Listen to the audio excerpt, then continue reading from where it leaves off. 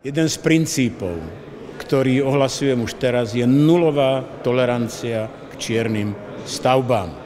Je nulová tolerancia k ďalším billboardom na pozemkoch tohto mesta a je nulová tolerancia k výrubu stromov, pokiaľ to nebude nevyhnutné, riadne zdôvodnené. Chcem prebrať osobnú zodpovednosť za všetky tieto tri atribúty, ktoré som povedal, a pravdepodobne pribudnú ďalšie ako nulová tolerancia ku korupcii, nulová tolerancia k akémusi zvýhodneniu politických vplyvov pred odbornosťou a tak ďalej. Určite budem primátorom, ktorý sa rozhodne postaví za dobrú vec, ktorá prospeje občanom Bratislavy, ale spoľahnite sa, že rovnako dôsledne, či už politickým alebo finančným oponentom dokážem povedať nie, ak to nebude v prospech tohto mesta. Skrátka budem konať tak, ako doteraz.